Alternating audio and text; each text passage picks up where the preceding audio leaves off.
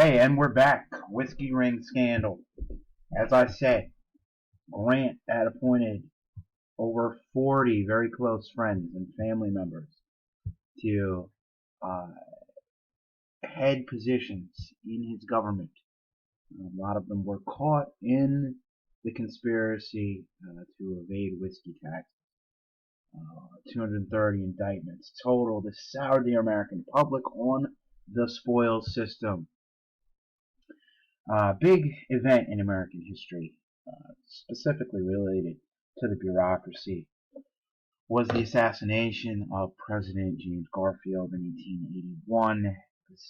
He was assassinated by Charles Guiteau. I don't really know how to say his last name. I don't speak French.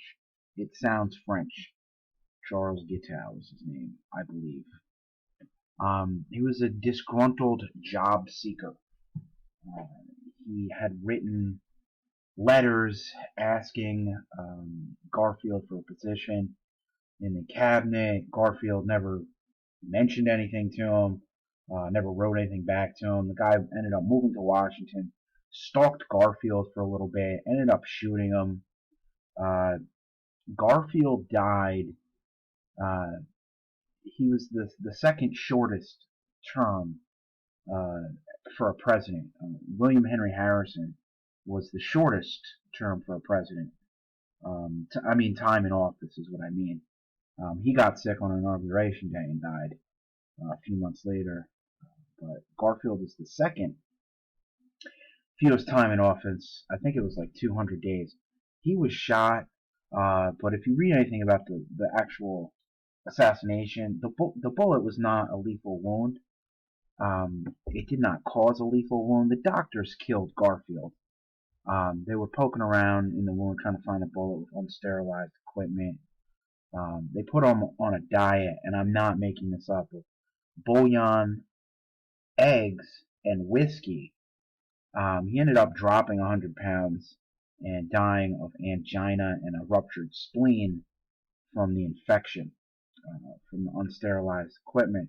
It is legend has it that Gitto at his trial, he was eventually executed, by the way. He said, "I just shot the president. The doctors killed him," which is a true statement, and it just goes to show that medicine at the time, they really didn't have any idea what they're doing. This is before like germ theory of disease and stuff. Okay, Pendleton Act, 1883. This is the beginning of the modern civil service system. So, because of the Pendleton Act, 10% federal employees were put on the merit system. This means that if you do a good job, you get advanced. Okay, it's a meritocracy, moving up because you're doing well. Executive orders by successive presidents then led to the creation of the modern civil service system, and this is where you take a civil service test and you're promoted based on your qualifications. So, starting with McKinley to Roosevelt to Taft to Wilson to Harding, Coolidge, and then Hoover, and finally FDR, the transition from a spoils system to the modern meritocracy of the civil service system that we currently have was first done by the Pendleton Act and then by executive orders of those various presidents. Hey, it's a disgruntled job seeker. No spoilers. Moving on. Expanding government. Bigger and bigger over time. 4 decades, 1789 to 1865, the federal government remained small and cheap because that's what Americans wanted. Congress would always resist the expansion of the federal government. What happens nowadays, because of career bureaucrats, is what we call a hidden action and hidden information. Also, hidden agenda is another good example of it. If you've ever seen the show Undercover Boss, you should just YouTube it. You should check out an episode or something. You get a CEO or head of the corporation. He goes undercover to work with the regular employees. And the regular employees know way more than the boss does. So just think about for a second, has there ever been a time in your life where you knew more about your job than the boss did about your job? Has there ever been a time in your life where you were better at your job than your boss? Odds are absolutely yes. Absolutely. It's impossible to know everything. Okay, so as the President of the United States, that person is the boss, but he's not going to know more than the employees, the career bureaucrats that have been in, say, the Defense Department or the Interior Department or the Commerce Department for 30 years, or NASA. Think about it. When Kennedy said, "We choose to go to the moon," like, he didn't know how to get to the moon. He said, "Hey, NASA, get me to the moon. Get us to the moon." You think about, something like Trump and NASA. If Trump wants to have like a satellite war in space with the Russians using NASA and the Department of Energy, you think Trump knows about this stuff? Of course not. He's just the boss. He tells the people a directive and then asks them to do their job based on their expertise. And so the first cabinet department, other than the three original ones, the OCDs, was the Department of the Interior in 1849. So the first agency, aside from the original cabinet positions to be created, the original OCDs, Treasury, State, and War, to be created, was the Department of the Interior in 1849. And that was a necessity because we got newly acquired land from Mexico after the Mexican-American War. I'm really not going to talk about it that much, but it was created to survey, map, and figure out what land was available to us and what was on and in the land. So we're talking about like Colorado, New Mexico, all the way to California and Texas. The Department of the Interior deals with public lands, natural resources, Native American affairs, geography, cartography, geology. Here is the organizational chart of the Interior. You can see the Secretary's the head, and then here are your different bureaus.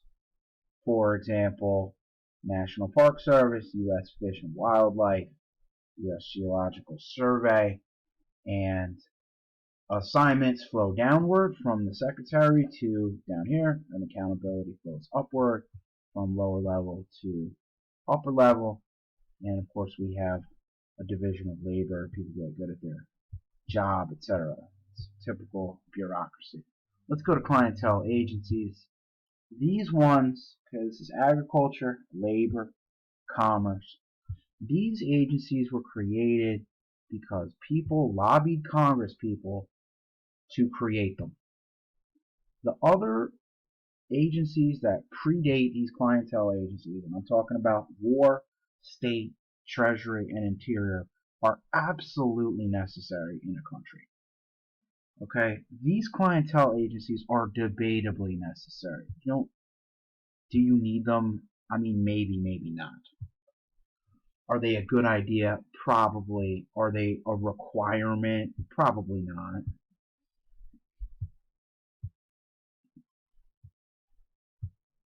Department of Agriculture.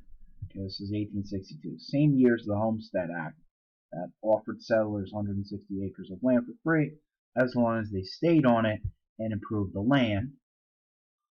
The Department of Agriculture was created in 1862. What does it do? It assists rural communities. It does research into agriculture stuff, obviously, and compiles stats on agriculture, food-related stuff. Does food security, and also takes care of child nutrition. This is SNAP. This is the Supplemental Nutrition Assistance Program, aka food stamps. That's run by the U.S. Department of Agriculture. There is the organizational chart. I'm not going to go through it. Just check it out. You can just pause the video and look at it. DOJ, officially made into a cabinet agency in 1870. It is the toolkit by which presidents enforce the law. Among the agencies within the DOJ: alcohol, tobacco, firearms, the Drug Enforcement Administration, FBI, U.S. Marshal Service, the Federal Bureau of Prisons. Here is the DOJ organizational chart. Accountability flows upward, assignments flow downward. This is the only cabinet department that does not have a secretary as the head. The head of the DOJ is the Attorney General. It used to be Eric Holder, then it was Loretta Lynch. So there's Lynch and Holder. And now it's Jefferson Beauregard Sessions III from Alabama. Can you get any more southern than Jefferson Beauregard Sessions III? Yes, you can. You can put some fried chicken, fried okra, collard greens, and mac and cheese in front of his face, and then you can get even more southern. But he's been recently confirmed. This is Trump's Attorney General. Department of Commerce, 1903. This is the smallest of the Vanderbilt mansions. You might have seen this over in Hyde Park, Dutchess County. In the Department of Commerce, what do they do? Well, there's the U.S. Census Bureau, there's the U.S. Patent and Trademark Office, there's the Bureau of Economic Affairs, and there's NOAA, the National Oceanic and Atmospheric Administration, that looks at weather forecasting. This was created to handle economic issues, increasing global trade, and taking data on stuff, okay, on commercial transactions. What you're looking at is the Biltmore Mansion in North Carolina. And the reason why I have these mansions up is it's created during the Gilded Age. You had like Rockefeller and J.P. Morgan and Cornelius Vanderbilt just running wild, okay, getting filthy rich. This is the organizational chart of the U.S. Department of Commerce. I'm not going through it. You just pause the video and look at it. Labor was created in 1903. I mean the Department of Labor, not labor itself. That's been around for thousands of years. What did it do? Settled industrial disputes, looked out for workers' welfare, and compiled statistics. So we're talking factories, child labor, unemployment, OSHA standards, health and safety, Triangle Shirtwaist Factory fire, all that kind of stuff, working conditions. You guys are 16, 17, 18 years old right now. If it was 1913, you would have been a child laborer already. You might have been a foreman in some factory, bossing 8-year-olds around. You probably would be a heavy cigar smoker, and a boss. Check it out. Organizational chart of the Department of Labor. There's a couple ones you need to know. This is one I definitely want you to know is Occupational Safety and Health Administration, known as OSHA. They also do unemployment statistics too. So they're the agency that calculates the unemployment rate. Okay, this is a opportunity for extra credit. Whoever wants to do this, you can show me a picture of an OSHA poster at your job or anywhere else. It's got to be a selfie. It's got to be a selfie, you and the poster. You don't have to do that. This is what they look like. It's your right to have a healthy and safe workplace.